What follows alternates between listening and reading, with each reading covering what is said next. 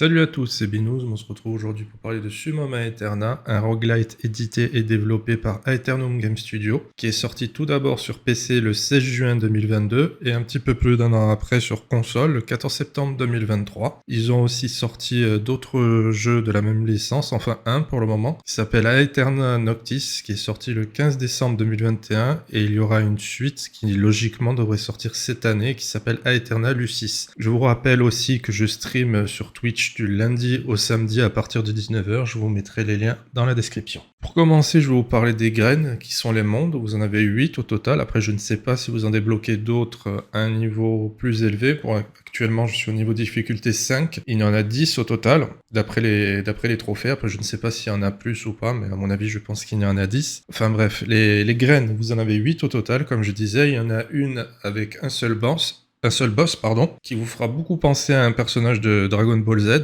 Il y en a une autre avec 4 mini-boss, où vous pouvez farmer des composants, et vous avez 4 pièces avec des boss. Il y a 4 pièces où vous pouvez acheter de l'équipement et des runes, et une pièce où il y a un arbre où vous pouvez acheter du soin. Ensuite, il y a 6 graines d'histoire, on va dire, où vous avez 6 boss, un vampire, un boss qui vous fera penser à plusieurs personnages de jeux de combat, un boss qui vous fera penser à un personnage de manga, un combat de boss qui se passe dans une pièce de théâtre, des Valkyries et le boss final. Sachez que ces 6 graines ont toutes un point de départ différent et le boss sera différent en fonction du point de départ que vous choisirez. Et ça se passe en 2 parties. Vous avez la première partie où vous avez à fracasser du monstre et à avancer pour arriver au niveau suivant.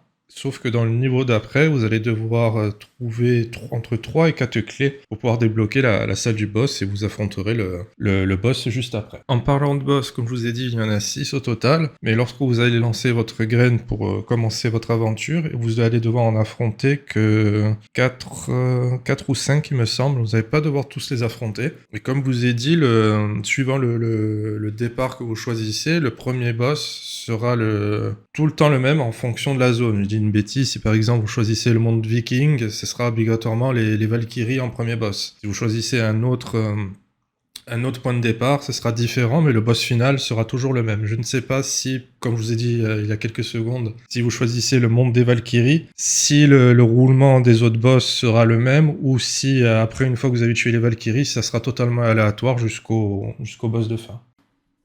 Sur ces graines, vous avez aussi des bonus et malus, mais il peut aussi y avoir la volonté des rois, la domination du chaos et l'héritage arcanique. Je vous laisserai découvrir tout ça par vous-même. Et au début de votre partie, vous allez pouvoir choisir entre 4 types d'armes, qui sont les épées, les faux, les pistolets et ornements. Au début, bien entendu, vous n'aurez que les armes basiques, on va dire. Et au fur et à mesure que vous avancez dans le jeu, vous allez pouvoir débloquer des plans qu'il va falloir crafter à la forge pour pouvoir les débloquer.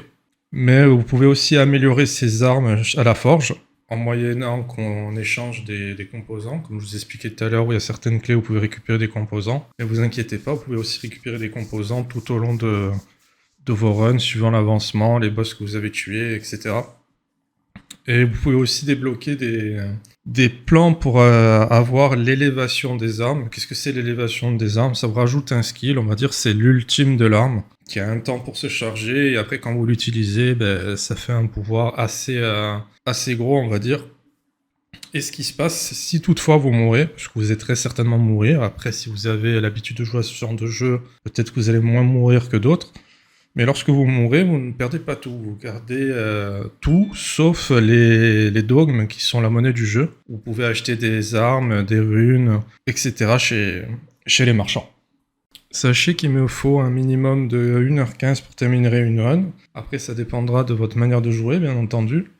Tout au long de votre aventure, vous allez débloquer des PNJ qui vont venir squatter votre hub, qui vous apporteront diverses choses. Je vous laisserai découvrir par vous-même. Il y a aussi des sets que vous allez pouvoir débloquer, qui sont au total de 5, avec 5 pièces chacun. Et vous avez 2 bonus par set qui sont différents les uns des autres. Pour débloquer le premier bonus, il vous faudra 3 pièces d'un set. Et pour débloquer le deuxième bonus, il vous faudra 5 pièces du même set. Après, vous n'êtes pas obligé de faire les 2 bonus d'un set. Vous pouvez très bien faire le bonus 3 pièces d'un set et le bonus 2 pièces d'un autre set. Vous avez aussi des arbres de talent qui vont vous permettre de booster votre personnage, que ce soit la vie, les dégâts critiques, etc. etc. Puis d'autres qui vont vous permettre d'avoir plus d'emplacement pour vos consommables, de dropper plus rapidement certains composants, etc. etc.